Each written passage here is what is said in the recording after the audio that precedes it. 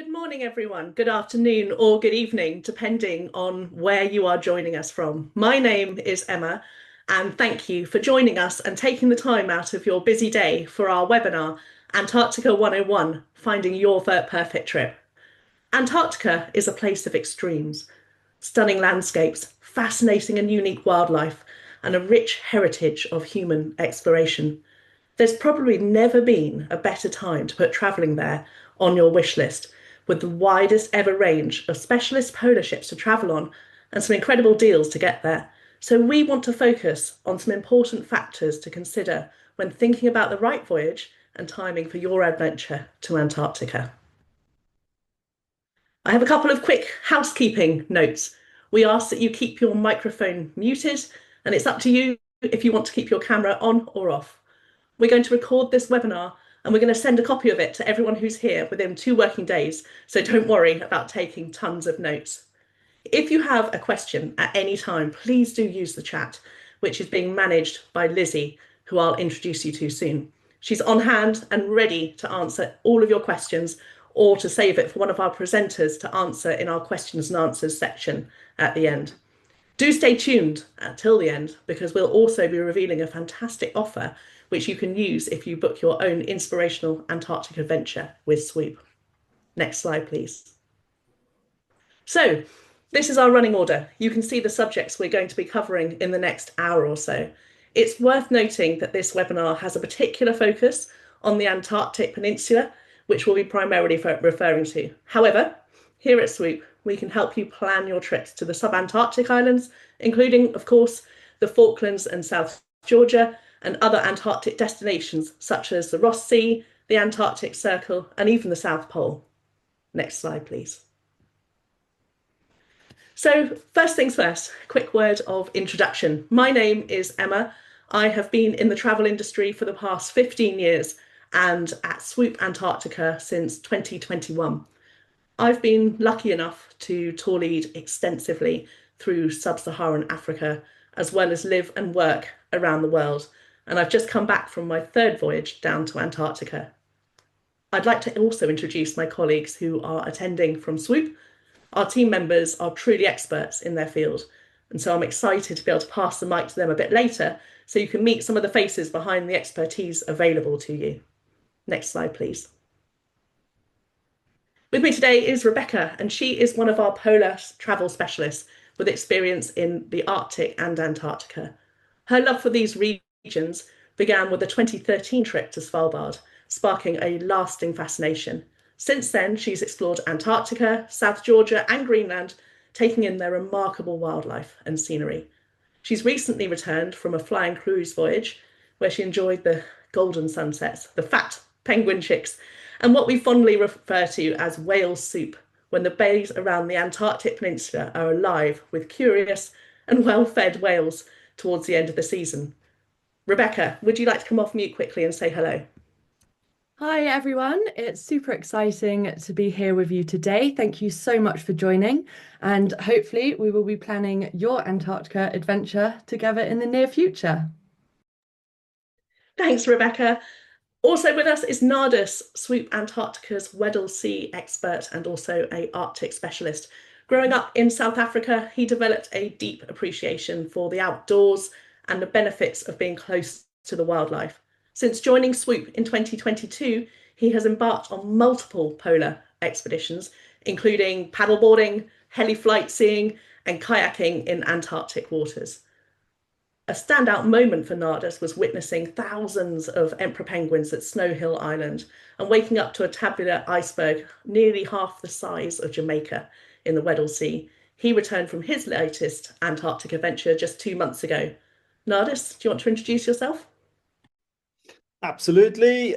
Good evening, everyone. Looking forward to an excellent webinar and can't wait to tell you more about Antarctica. Back to you, Emma. Thanks, Nardus. Next slide, please. I mentioned earlier that we have Lizzie, who's heading up our chat function today. Lizzie has specialised in travel to Antarctica for 15 years now. She has an absolutely vast amount of experience travelling in both the Arctic and the Antarctica, and a passion for all things polar. In fact, we often refer to Lizzie as our walking Antarctic encyclopedia. So, as I said, if throughout the webinar you have any questions you'd like an immediate answer to, please do ask them in the chat, and she's on hand to answer anything that you throw at her. If you have a more substantial question or one you don't want to share in the chat, use the link that Lizzie shared, and one of our polar specialists will get back to you with an answer. Before we move on to talking about planning your trip, I'd just like to take a moment to introduce you to the rest of our polar experts here at Swoop, who you can speak to when you're planning yours. Next slide, please. So some of you may have already spoken to a polar specialist here at Swoop, and others might be right at the beginning of the start of your journey with us. You can see that we've got a really wide geographical spread with our team to cover as many time zones as we can. And we have a wealth of knowledge between us on Antarctica, the ships you're going to travel on, and the cities that you need to travel through to get there. We send each of our team down to Antarctica every year across the majority of the ships in the polar fleet. So we have first-hand experience of the incredible trips that you'll be heading on. And not only that, but we support you every step of the way with our incredible customer experience team. For us, the journey begins even before you book, not just when you board. Next slide, please. We partner with the best Antarctic operators in the industry, meaning that we can give you a seamless experience from the moment that you pick up the phone to long after your travels. We constantly evaluate our partners' offerings to make sure that we're investing in the relationships that deliver for you, our travellers. A key part of our job here at Swoop is to help you slim down the options and find the perfect Antarctic ship for you, one that matches your appetite for adventure, luxury, activities, and all the other considerations at play. Next slide, please. So we also provide honest and impartial advice, and we make sure that your polar investment, time and budget is spent wisely to give you the best value and incredible memories. We don't charge any extra for this, and our Antarctic partners love our customers because they're always well prepared, which makes life at sea for you and for them much easier. We also get exclusive deals, discounts, and group rates that we can put to work for you. We aim to send travellers to Antarctica and Patagonia and the Arctic who are well-informed, conscious travellers who've had great preparation and feel fully supported, not only through the big decisions such as when to go and which ship to travel on, but also the little ones, like which brand of socks will keep your feet toasty during the excursions. Next slide, please. I'd like to take a moment to talk about your interest in Antarctica and why we're all here today. There are so many reasons why the thought of visiting the White Continent is so spellbinding. Maybe it's the draw of the wildlife, watching those penguins chatter in their rookeries, or the seals slumbering on icebergs. It might be hitting your seventh continent or trying out some adventure activities such as kayaking or camping on the snow. More on this later. Or perhaps it's the inspirational history, the incredible photographic opportunities, the thought of exploring the world as a solo traveller, or in planning an enriching family trip. The good news is that whatever your preferred travel style or the number of people you want to travel with, we can help guide you to the right voyage, ship, cabin to make your trip truly memorable. And no matter which trip it ends up being, we've been doing this long enough to know it's going to be incredible. We speak from first-hand experience. Each season, we spend, on average, a collective 900 hours sailing the Drake Passage. Last season alone, we sent 24 members of our team to Antarctica on 14 different ships. We saw whales, seals, more penguins than we could count. We've had our team kayaking, camping, paddleboarding, mountaineering, snowshoeing, even sipping champagne in the name of research and hot tubs, as well as taking part in citizen science projects and a whole lot of polar plunges. We do this so that we know what we're talking about, and we really love what we do. So, on that note, let's kick things off. I will now hand you over to Nardis to run through the first exciting step of an Antarctic journey, which is, of course, the different ways to reach the Antarctic Peninsula. Excellent. Hello, everyone. Again, a pleasure to be speaking with you all today. Talking about how to get to Antarctica is one of my favorite topics, as very often it's something that people haven't thought about yet. Choosing the right route has a huge impact on your voyage, and the journey is absolutely part of the adventure. Next slide, please. So, first up, let's focus on where you need to travel to in order to reach the Antarctic Peninsula. There are two major cities that people fly into within South America. The first one being Buenos Aires in Argentina and Santiago in Chile. From there, the typical onward points are either Ushuaia at the tip of Argentina or Punta Arenas in southernmost Chile. These locations are the start point of your voyages themselves. As the polar fleet has expanded, more entry points have emerged, especially in Chile, where some ships use Puerto Williams or Puerto Natales as their departure points. Some of these ships include a pre-departure night. Some even include charter flights from the international arrival points. For those where this is not included, our team can easily advise on additional nights and things to do, and we can also book these for you. The focus of today is to talk through Antarctica itself. However, it's also worth pointing out that spending time in these gateway cities, or indeed visiting Patagonia perhaps, or Easter Island, or the Iguazu Falls on the Brazilian border, definitely adds to your experience. After all, if you're traveling a long way, it makes sense to make the most of it. So please do let us know if you'd like to explore further afield when planning your trip, and we can help to build your itinerary to provide a seamless and varied experience for you. Next slide, please. So, an understanding of the gateways to Antarctica is a helpful start point. Although the choice of where you fly into or out of might be made for you depending on the style of trip and ship you choose. For trips to the Antarctic Peninsula, the thing that most people have heard of is the Drake Passage. Here at Swoop, we've crossed it when it has been the Drake Lake. In fact, when it's been so calm that we've done whale watching from the bow of the ship, and there's barely been enough wind to provide seabird sightings. And we've crossed it at the other extreme too. As the Drake Passage is the convergence point of two oceans, I'm afraid that no one is able to predict months ahead of the time what conditions you're going to encounter when it comes to your voyage. And conditions are not affected by seasonality. If it helps, of all our swoopers who traveled to Antarctica this past season, only one had a true Drake shake. So there are several options for getting across the Drake. These are sailing, flying, or combining the two.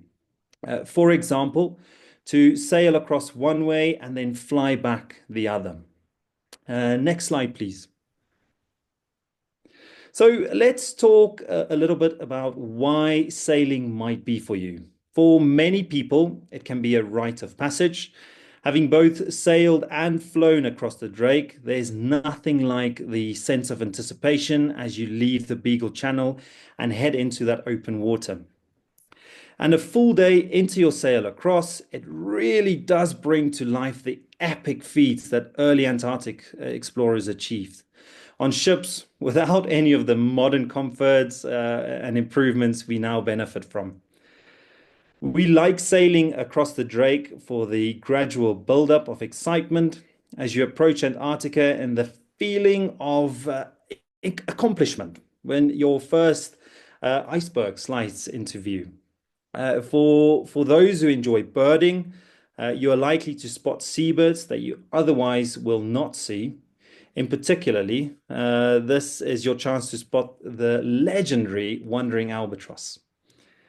There's also plenty of time to explore the ship and appreciate the varied educational lectures from the expedition team, which could be anything from the history of Antarctic exploration to an explanation of the wildlife you're likely to see. or even introduction to glaciology before you arrive in Antarctica. Plus, choosing to sail across the Drake offers you the most options in terms of ships and types of voyages. So this gives you the widest choice of trips. The good news is that the ships we work with are all hugely capable and suitable for more adverse conditions. The even better news is that if you really want to go to Antarctica, but spending 48 hours in either direction across the Drake isn't for you, there is another way. Next slide, please. The best known alternative to sailing across the Drake is to fly across it instead. This type of trip is known in the polar cruising industry as a fly and cruise. How this works is that you take a short 2 hour flight across the Drake Passage from one of several locations within southern Chile. And you land at a place called King George Island, where your ship will be waiting to whisk you down the Bransfield Strait to the heart of the Antarctic Peninsula. Sounds good, right? I agree. It's a fantastic option with a major appeal that cuts down 48 hours of travel time each way into a much more palatable time frame. There's something unforgettable about departing from Chile and 2 hours later arriving at the most remote destination on Earth, many degrees colder, and seeing your first penguin a few minutes later. We find this option works extremely well for many of our travelers, especially those who potentially have a shorter overall time frame for travel or want to perhaps combine Antarctica with time in Patagonia. Equally as important, you're cutting out a total of 96 hours at sea for those who are concerned about seasickness. Though please do discuss this with us, as even with a flying cruise trip, there's some sailing time in open sea. We can help suggest different styles of ships, the placement of a cabin to minimize these effects as far as we can. When I did a flying cruise voyage, I loved the fact that there was an immediate full-on immersion into all things Antarctica as soon as I was on board. As I felt that this also set the tone for the rest of the voyage throughout. If you are considering a flying cruise voyage, we recommend a flexible mindset. We always suggest that you adopt this when traveling in Antarctica in general, as itineraries are more likely to change than not. In terms of landing sites and day-to-day places to visit, these are where you can expect changes. For trips that fly across the Drake, the additional component to this is the weather. As the weather window needs to be right for planes to land at King George Island. For this reason, these trips will always include a pre-departure night and a post-voyage night. And you will need to arrive by 2 p.m. on your pre-departure date. From our latest industry statistics, just over 80% of flights depart within 24 hours of the original scheduled departure time. And importantly, this could be early as well. So you could end up flying out on the night that your pre-departure stay was scheduled for. The vast majority of the remaining flights depart approximately 1 day later. Remember that Antarctica has a lot more hours of sunlight, so the ship and the airline are in contact constantly to maximize the weather windows, and that passengers' safety is of paramount concern. You are absolutely in the hands of experts. Some of the ships we partner with have been exclusively operating flying cruise voyages for over the last 20 years. So it is a tried and tested method of getting to Antarctica. The final option for the Drake and how you'd prefer to cross it is to sail one way and fly the other, or in some cases, vice versa. Perhaps you've listened to the description of both ways and thought, I'd like to try both. Well, the good news is that you can. There are now a number of ships which can offer this option. And what I like is that some even offer extended time in Antarctica with this type of option. So it appeals to those of you who want to save some time by shaving 48 hours of travel time and extend your time in Antarctica itself. These trips will most likely depart from Argentina or Chile and then finish vice versa. So Argentina or Chile, or the other way around. So for those of you wanting to explore both Chile and Argentina, this is another pull factor to this type of voyage. Next slide, please. All right, so I'm now going to pass the mic to Rebecca to explain a little bit more about what a typical day in Antarctica looks like. Over to you. Thank you very much, Nardis, and hello everyone. I'm really happy to be here with all of you to set the scene for what we at Swoop believe will end up being the most extraordinary trip of your life. So let's start with a really common question. What does a typical day in Antarctica look like? Next slide, please. Okay, let's assume that your journey so far has taken you across the Drake Passage in whichever manner you have chosen, and you wake up in your cabin somewhere in the waters of the Antarctic Peninsula. The first thing you might do is look out of your window, porthole, or balcony, and you'll almost do a double take, because I can assure you that every time you look out at Antarctica, you get this absolutely otherworldly feeling. Everything is monochromatic and vast, and there are never two views that are the same. If you have been on safari before, then what I'm going to describe will make a lot of sense. And even if you haven't, thinking about a day in Antarctica in the same way as a day on an African safari is a really helpful comparison. That's because whether you are on safari or in Antarctica, your day is going to be broadly intended to run to the same structure, but with a degree of flexibility thrown in. This is to allow your guides, known as your expedition team in Antarctica, to make the most of your time according to the weather, wildlife sighting, and landing conditions. And in a similar way to a safari, a typical day in Antarctica centers around incredible sightings, expertly communicated information, and one of my favorite things, the food. IATO, which is the international body that governs all tour operator activity in Antarctica, allows 100 people on land at any time. Some ships have fewer than 100 people on board, so all the passengers can take part in an activity at the same time. However, most ships now are between 100 to 200 passengers, and some we work with do operate with a higher number of passengers. In these cases, the team carefully works out the daily structure to ensure that everybody on board will have the opportunity to enjoy time off the ship twice per day. This might be via a split landing, which is where half the guests do a landing and half do a Zodiac cruise in the same location before swapping over. Alternatively, the expedition team might split the passengers into two equally large groups, one of which heads off the ship whilst the other has time to relax and enjoy the facilities or potentially a lecture on board. When deciding on an Antarctic voyage, this is a great topic to chat through with us because we will make sure that you are travelling on the ship that's going to deliver the right experience for you. Next slide, please. So, after breakfast, you'll head out on your first off-ship activity of the day, which is commonly referred to as a landing. A landing is where you will get the opportunity to explore the many islands that make up the Antarctic Peninsula on foot. Your expedition team and captain will also certainly be trying to make sure you can experience a continental landing too. Landings are a great chance to explore on land in safety.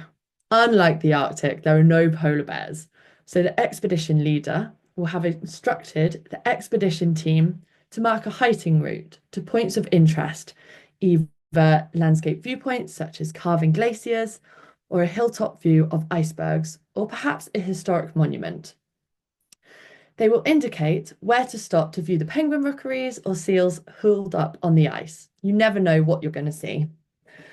You can stretch your legs and explore along the flagged route under your own steam, and there will be members of the expedition team on hand to answer questions. Typical landing times do vary per ship, but can be anything from around 1 to 3 hours. However, the average duration across the fleet is 1.5 hours. In the Antarctic Peninsula alone, there are generally around 60 to 70 landing sites, so your expedition team will never guarantee which ones you are going to visit ahead of time. The approach is always flexible, and that is desirable. Let me share some examples why. Your ship might get delayed in arriving somewhere because you stopped to watch a pod of whales, which is always worth it, trust me. And if the wind in one area is forecast to be high, the expedition leader and captain might decide to head to a more sheltered cove instead of the more exposed area. So you can see how these spontaneous decisions are always designed to benefit you. Each voyage will aim to visit a mix of landing sites, so you get to experience a little of everything where possible, from wow factor landscapes or historical locations to raucous penguin rookeries. Next slide, please. The other main activity you will do is zodiac cruising. If you're not familiar already, a zodiac is a rigid inflatable boat that carries around 10 passengers and a driver. A helpful way to think about these boats is as the Land Rovers or safari vehicles of the sea. They allow you to explore areas close up that would otherwise be inaccessible. These cruises are often our travellers' favourite activity by the end of the voyage. And I think it's because what you see is always so unexpected and always magnificent. Picture the deep blue hues of icebergs, some vast and towering, others sculpted into shapes that will make you do a double take. With a bit of imagination and maybe a squint, you'll see landscapes, seals, lions, just about anything nature might dream up in frozen form. Not real lions. Then suddenly, a plume of mist catches your eye, the blow of a whale. You might catch a glimpse of its tail fluke as it dives. Nearby, a raft of penguins porpoising through the water, triggering a flurry of camera shutters as everyone scrambles to capture the moment. Each Zodiac cruise lasts anywhere from 45 minutes to 2.5 hours, depending on your ship's itinerary and perhaps how many pairs of socks your fellow passengers have layered on. You won't be moving much, so staying warm is key. Next slide, please. There are some of the off-ship activities offered on Antarctic expedition cruises carrying fewer than 500 passengers. Ships larger than this aren't permitted to land passengers in Antarctica. A helpful point to consider when choosing your trip and vessel is that there are several ways to experience Antarctica from different perspectives. Some activities run as full programs, giving you multiple opportunities to take part throughout the voyage. Others, for example, camping or a one-off kayaking excursion, are available on a single booking basis. To complicate matters slightly, some voyages on select ships offer the option to try several different activities on a one-time basis. To me, that's the best of all worlds, and actually a trip that I am already booked on for November, which I'm so excited about. For popular activities, it's so important to plan ahead. We can advise which ships offer which experience and help secure your spot early, as availability is typically first come, first serve. Each day, your ship will aim to offer 2 off-ship excursions, followed by dinner, usually a la carte, and on some ships with a choice of restaurants. As evening falls, you might head out onto the deck or your private balcony for a final look at the Antarctic landscape or enjoy some entertainment on board. That said, evenings tend not to run too late. After all, your days will be packed with landings, activities, and unforgettable scenery. Next slide, please. Okay, thanks for listening, everyone. I'm now going to hand you back over to Emma. Thank you, Rebecca. I hope that this has helped you all to get a clearer picture of the off-ship activities available during an Antarctic voyage. Next, I'm going to walk you through the seasonal variations within the Antarctic travel window and what they could mean for your experience. Next slide, please. I'd like to start by explaining that the Antarctic travel window runs from October through to late March or the very start of April. This window is shaped by daylight hours and the natural ebb and flow of sea ice, which determines where and when expedition ships can operate. So I'm going to walk you through how each month offers something a little different, but the key takeaway is this: no matter when you go, Antarctica is nothing short of extraordinary. If you have the luxury of choosing your ideal dates within the seasonality, the next few slides will help you decide when suits you best. But if you're tied to a particular month and have set dates of travel, that's no disadvantage at all. Whenever you travel, Antarctica promises a truly unforgettable experience. So let's begin with the early season on the Antarctic Peninsula. And this is different, by the way, from South Georgia, which has its own rhythm. For me personally, this early season from October to November is one of the most breathtaking times to travel. The snow and the ice are at their most pristine. They create a landscape which feels straight from a picture postcard. It's so easy to imagine the early polar explorers arriving at this very time of year, facing the elements with grit and determination as they began their legendary journeys. There's fresh, untouched snow, not a patch of pink penguin poo yet. This is a magical time for activities like camping on the ice, kayaking through the brash ice, snowshoeing, or just setting off on spectacular hikes around the landing sites. In fact, for your earliest voyages, your expedition team may be re-establishing access paths just before you disembark.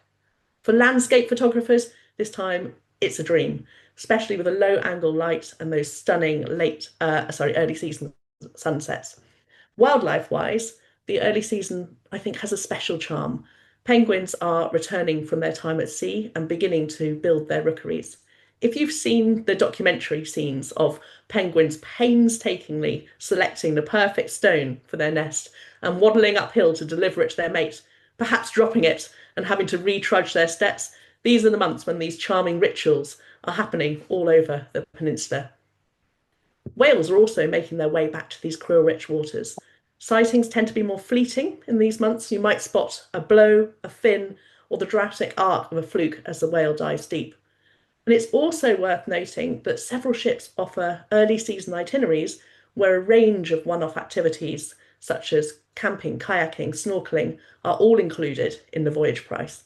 If that sounds appealing, definitely let us know and we can help you match you to the right ship on that. Lastly, for anyone dreaming of seeing the emperor penguins, this is also the time of year when specialist departures to their remote colonies take place. Next slide, please. So the first half of November continues in much of the same light as in the very early season, but with the daylight hours stretching ever longer. By now, though, most penguin pairs are taking turns to incubate their eggs, and I'm always struck by just how high up the mountainsides penguins build their rookeries. Watching them navigate the journey back and forth to the sea is mesmerising and one of the quiet moments of wonder that just stays with you. While the earliest flying cruise voyages begin in November, December sees the majority of operators running this option, and the season's first polar circle expedition typically departs around this time too. Christmas, New Year are amongst the most popular times to travel, so we always recommend planning really early for the best availability. The appeal is easy to understand. Daylight hours are nearing their peak, and for many, it's the perfect time to make the most of the festive break and public holidays. But I like to think that the real draw is the magic of the penguin chicks. Around Christmas, Gentoo, Adelie, chinstrap penguins, they all begin to hatch, and witnessing those tiny, fluffy chicks take their first wobbly steps is an unforgettable highlight and a pretty special way to spend Christmas on the White Continent. Next slide, please. So January is often considered the time to travel to Antarctica. It's easy to see why. You've got 21 hours of daylight, warmer temperatures, the penguin hatching season in full swing. The continent is it's teeming with life. On landings, you'll encounter chicks at various stages, from the newly hatched fluffballs to slightly older, more curious explorers. There's constant activity as the penguin parents shuttle back and forth to the sea, feeding their ever-hungry young. It's also a prime time for leopard seal sightings. They're often seen hauled out on the ice floes, having taken full advantage of the busy penguins fishing to provide for their chicks. And for those hoping to see whales, particularly humpbacks, sightings are more frequent and more prolonged, especially towards the end of the month as they linger more at the surface. From a logistical point of view, snow cover continues to retreat in January, revealing more of that rocky terrain underneath. As a result, many ships wind down their camping programs. But on the flip side, the receding sea ice opens up more opportunities for polar circle voyages. This is when those itineraries really start to take off. So, yes, January has certainly earned its reputation. The combination of abundant wildlife, extended daylight, and increased access makes it a truly exceptional time to experience Antarctica in all its depth and drama. Next slide, please. Let's turn now to February, which is a fascinating time as it marks the end of the penguin hatching season. The chicks now have just enough time to grow and prepare for their first journey out to sea. The rookeries are alive with noise, chicks calling for their parents, demanding food, and becoming increasingly bold. It's always entertaining to see ship passengers determinedly maintain the required distance from wildlife when on land, and the penguins certainly keep us on our toes. Whale sightings become more frequent and drawn out. Many whales indulge their curiosity with spy hopping, which is when they lift their heads above the surface for a better view. It's surreal and a beautiful moment to witness. Polar Circle voyages continue, as do the flying cruise trips, and some of the longest Antarctic Peninsula itineraries run now, and may also include time in the Weddell Sea for a broader experience. Later in the month, the penguins begin their catastrophic molt. This is a calorie-intensive process where they shed their old feathers and grow their sleek, waterproof ones, ready for life at sea. You'll spot the chicks looking especially scruffy and often sporting wonderfully wild hairdos as these feathers come through. And then comes March, the final full month of the Antarctic season, and one that's teeming with life, especially of the larger variety. March is peak whale season. On my most recent trip, which I returned from about 6 weeks ago, I was absolutely blown away. It wasn't just the number of whales we saw, whether they were logging, which is sleeping at the surface, fluking, spy hopping, or just gliding past the ship and the zodiacs. It was the sounds, the immense scale, and that deep sense of privilege to witness such behaviour in the wild. Early March also sees the penguins finishing their molt and heading to sea, with many inexperienced chicks taking their first plunge. So leopard seals are quick to take advantage, so you might see some dramatic encounters. The sea ice begins to expand again and the daylight shortens, giving us glorious sunrises and sunsets worth rising early for or staying up late for. Again, wonderful for photographers. And at this stage in later March, some ships do focus on the regional history or offer dedicated whale watching trips, or continue to South Georgia and the Falklands, which offer that rich contrast to the peninsula. Next slide, please. So that's a quick tour through Antarctica's seasonal shifts.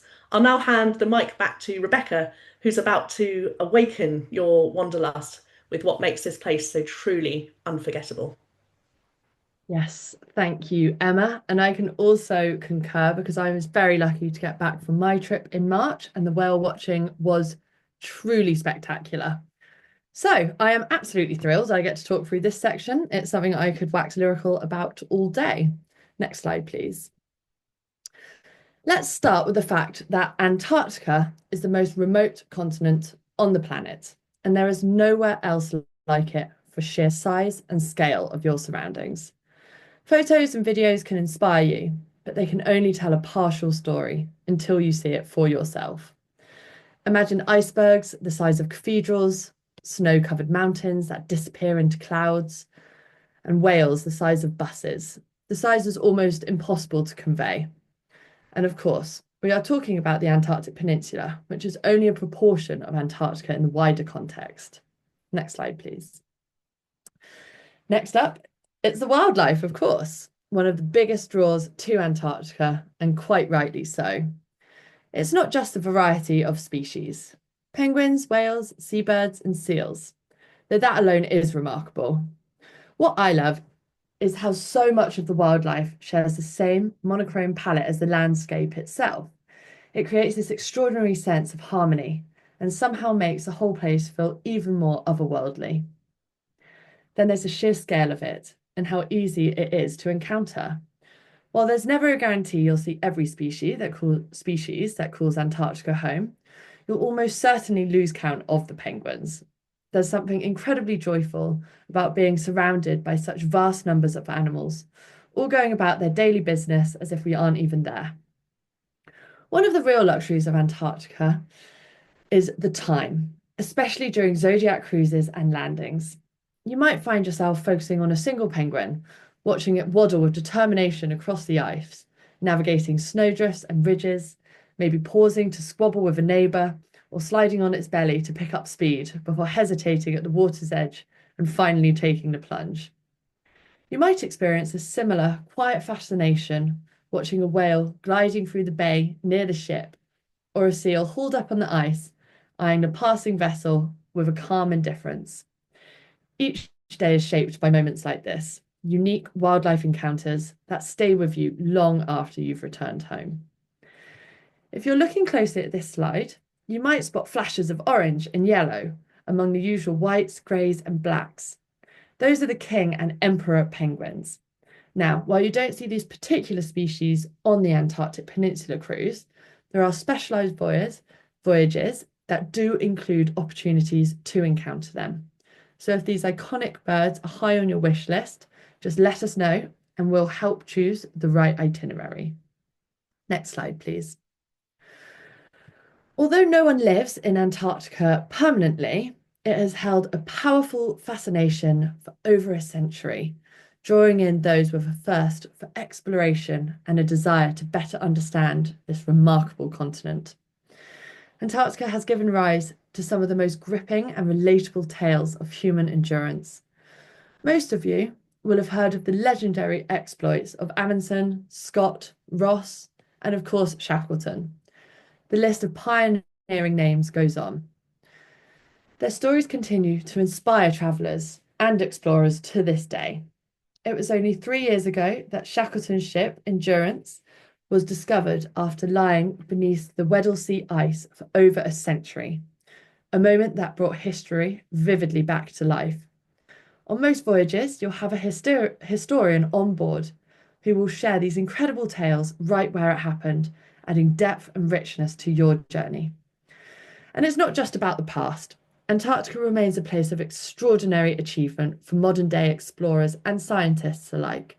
It's home to cutting edge scientific research and discovery across a network of international bases. Some expedition ships even contribute directly to this work through citizen science programs, offering passengers like you the opportunity to get involved in live research projects that deepen our understanding of this iconic, ever-evolving continent. Next slide, please. Now, I'm an avid traveller, and the more I travel, the more I value having the time to settle into just one place. That's one of the many reasons Antarctica is such a great destination. Exploring by ship lets you reach remote, breathtaking spots while you still enjoy the comfort of a familiar base. It's a fantastic way to travel. Yes, it does take a little more planning when it comes to packing, but that's where we come in. At Swoop, we make that part easy by guiding you every step of the way. Once you're on board, your ship becomes your home and your launch pad for adventure. You can relax, knowing the expedition team has everything covered to make your trip as epic as possible. Each day brings new highlights without the need to repack or move from place to place. Very quickly, the ship becomes familiar. You'll find your favourite spot to start the day, or somewhere to cozy up in the evening and reflect. You learn how to hop on and off zodiacs with ease, and all those little logistical bits soon fall into place, giving you more time to soak up the experience. Of course, choosing the right ship is key. It's worth knowing that the Polar Fleet has grown and modernised in recent years. Travellers now have more choice than ever before, not just in where or when to go, but also how to travel. Whether you're after suites, multiple dining options, and added facilities, or something smaller and simpler, there's a ship that's going to fit you. You might choose based on activities, solo cabin options, or the overall onboard vibe. Everyone travels differently, and we believe that finding the ship that suits you can make for a fantastic and extra memorable trip. Next slide, please. For my final point today, one of the things that truly sets Antarctica apart is the incredible range of itineraries available. We've focused on the Antarctic Peninsula so far, and for many, that is the main draw, with its relatively easy access, jaw-dropping landscapes, abundant wildlife, and ever-changing days. But if you are lucky enough to have a bit more time, say around 20 days, then my top tip is to consider extending your journey to include the Falklands and South Georgia. I don't think anything quite compares to the sensory overload of South Georgia. The vast colonies of king penguins, the elephant seals, the fur seals, the seabirds, all jostling for space, set against the epic backdrop of glaciers and green valleys. Add in the touch of history, including Shackleton's grave, which I myself am lucky enough to have visited, which marks the final resting place of one of Antarctica's greatest explorers. It really is an experience you will never forget. That said, you don't need to go far beyond the peninsula to do something special. If you're keeping your trip a bit shorter, there are still some amazing routes to consider. You can venture into the Weddell Sea, head further south across the Antarctic Circle at 66 degrees south, or set your sights on the more remote locations like the ice shelves, or even Elephant Island. So whether it's the wildlife, the history, the remote beauty, or all of the above, just let us know what excites you most about Antarctica. That way, we can help you choose the itinerary that goes beyond your wildest dreams. Next slide, please. I'll leave you with this thought. If you were to ask every single person who's ever travelled to Antarctica with Swoop last season what their favourite moment was, each will have a once-in-a-lifetime moment to recall. And these moments aren't scriptable. They are unique and to be treasured for years to come. That, for me, is what makes Antarctica so special. And I wonder what your treasured moments will be. Thanks for listening, everyone. I've had so much fun talking to you all about Antarctica. And for now, it's time for me to pass you back over to Emma. Thank you so much, Rebecca. That was so inspiring. You've made me want to visit again, and I only just got back. What a fantastic number of reasons to visit the White Continent. We're coming to the end, and it's time for our questions and answers. So thank you to all of our specialists. I'm going to go through some of the questions that we haven't answered yet. And thank you very much, Lizzie, for your work on the chat here. I can see that we've been busy. So to our first question, Francis asked, coming from Scotland, the flight to Ushuaia is so long, it's quite off-putting. Can you suggest how to break this journey into shorter lengths? And I think that's a common question for a lot of people because Antarctica is so remote that almost everyone's going to have a really long journey to get there. Nardis, do you want to answer that one for us? Absolutely. Thank you, Emma. Yes, for sure, it's a long journey. I think the good news about this is that the gateway cities are fantastic. Even more than that, you don't have to go to the gateway city immediately. Coming from Scotland, you can stop over in Brazil, perhaps a visit to the Iguazu Falls. Definitely something that we can help you with as well. But just a little bit back to the gateway cities of Buenos Aires and Santiago. Fantastic destinations. Buenos Aires, of course, the Paris of South America. Imagine yourself watching a tango show or enjoying some incredible wine in Argentina. Santiago, on the other side, you've got incredible places to visit like Valparaiso, which is beautiful, one of the most unique places I've ever seen. And then, of course, also very well known for their good wine. So a couple of ways to break up that trip, making your way down to Antarctica. Thank you, Nardis. And I think it's also worth adding that as well as there's being so many beautiful things to see in these cities, or indeed in Ushuaia or Porto Williams or wherever it is that your itinerary might take you, it's also a nice way to make sure that you're refreshed after your international flights as well. So you can pack lots of activities into those cities, or we can help you find a hotel with a spa or a little bit of downtime before or after your voyage as well, which I think really kind of adds to the experience. So it is a long way to go. I wouldn't let that put you off at all because it can definitely actually enhance your time while you're away. Our next question. So several of you have asked and mentioned about being solo travelers, which is fantastic, and that perhaps you might not be able to persuade your friends or husbands or wives to join you. Rebecca, perhaps you would like to kind of lead off on why solo travel is a fantastic way to explore Antarctica. Absolutely. So I do actually have personal experience of being a solo traveler in Antarctica. I have been down there twice by myself, and I've always come back with friends that I still talk to this day. Antarctic ships nowadays are fantastic. They do have options for solo dedicated cabins on some specific ships, not all ships, but some do. And then they do also have options on some ships that you could share with another passenger of the same gender if you are comfortable doing that as well. So that can be quite good. You have an instant friend there ready for you. But the ships are designed to really bring together passengers. You're having this incredible shared experience in this destination. The dining rooms generally have larger tables, so you'll only get a couple of two-seaters. Generally, they're 4, 6, 8 people tables, so you can all sit down together, reflect on what you've done during the day. There are amazing observation lounges where you can go, have a drink, look over the views, get discussing with your passengers about what they've enjoyed. So it's super easy to meet other people.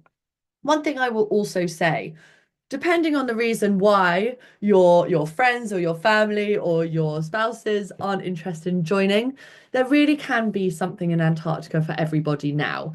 You know, even if they're not that adventurous or they're worried about the cold or they're not interested in zodiacs or landings, pick a slightly more luxurious ship, you know, enjoy the facilities of the ship. They can enjoy the views from the beautiful landings, from the, sorry, observation lounges. They don't have to go outside if they don't want to. But inevitably, when they get down there, they will 100% want to go outside and enjoy everything Antarctica has to offer. So don't be afraid going down solo. It's perfect for solo travelers. Thank you, Rebecca and Nardis, and I wholeheartedly agree. I think that Antarctica just, there's something about standing in a place in the ship and having that piece of Antarctica all to yourself. And you can do this if you're not a solo traveler, by the way, as well. That just gives you those core memories that last for years to come. So absolutely, as Rebecca said, don't be put off if you can't persuade others, although if you can, it's lovely. Make that trip. It's definitely worth it. Um, Linda has asked, will landings be easy for senior citizens? Rebecca, do you want to take that one first? Sure. So I can speak to that because on the last voyage I was on, there was an absolutely lovely 90-year-old lady who, you know, was steady on her feet but wasn't comfortable walking too far or wide, obviously on the snow and ice. And the expedition team were incredible. There's loads of help to get you in and out of the Zodiacs. If you get to the landing and you just want to get off the Zodiac and enjoy the views from right there by where you disembark, absolutely, you can do that. If you want to walk a little bit further, you can go for it. A lot of the ships will provide walking poles for you, so you can feel comfortable walking if it is a little bit slippier underfoot. The expedition team are going to be there to take an arm to help you if you do want to walk a bit further. So it can definitely, you know, be your trip. You can go as far as you like, and there is no pressure to do anything that you are not comfortable with. Thank you, Rebecca. Anything to add on that, Nardis? Yeah, I think very similar to what Rebecca said. On my latest voyage to Antarctica, I had the absolute privilege of sharing a room with an 82-year-old guy. He was a retired nuclear scientist. and talk about meeting incredible people and like-minded people on this voyage. He had a real sense of adventure. And obviously, we got along right from the start. Um, Taking that into consideration, although of some of the landings he did skip, just being a little bit tired, he did enjoy also spending time in the observation lounge with the lectures as well. Being a scientist, he especially found the citizen science really interesting on board. Um, just to add on that, when you're going to land on a Zodiac, as long as you're able to stand up from a seat and find your feet, the expedition team will take care of you and make sure that you're as comfortable as possible. Obviously, at all time, making sure that no risks are taken and your safety is always the first thing to keep in mind. That's it from me, Emma. Thank you, Nardis. Great answer. I think I would probably add here that for me, Linda, you mentioned senior citizens, but for me, travel to Antarctica is less about an age and more about a mindset. So it's if you are reasonably mobile, and as Rebecca and Nardis said, um, understand that the expedition team will do absolutely everything they can to make your landings as fantastic as possible, then Antarctica will absolutely deliver. I myself, I've got a knee injury, and I got just as much out of my trip as my colleagues who climbed to some of the highest points and got those amazing viewpoints. I tended to stay lower, particularly in the early season when the snow was deeper. And the expedition leader might do a guided walk along the water's edge, where of course, because it's Antarctica, these penguins are coming backwards and forwards to fish in the waters. There's always something going on, no matter what the elevation is. And so that for me is a really important point as well. Also, if you are thinking I might not want to do every landing, then that might be a consideration to think maybe I might want to have a ship where I could have a cabin with a balcony so that again you can spend as much time as possible seeing all the surroundings that are going on, or at least a ship with lots of wonderful outer deck space. So lots of considerations to think about to make your trip as special as possible. We have also been asked which month is the cheapest time to travel? That's a great question. Rebecca, do you want to take that one? Absolutely. So, as Emma previously mentioned in this webinar, traveling over Christmas and New Year and into January is the most popular time to travel. They're the voyages that sell out furthest in advance, and they are quite often the highest priced voyages simply because of that popularity. January, you do have those chicks that really appeal to people. And over Christmas and New Year's, when a lot of people do have time that they can go and travel. So that is when you do quite often find the highest pricing. Now, November and March are just absolutely fantastic times to travel to Antarctica, depending on what your priorities are. And often you do find some fantastic discounts in these months because the voyages, they do tend to fill up, but they don't tend to fill up quite so quickly. So you can get some really good discounts and slightly lower pricing because you are a little bit more towards those shoulder seasons.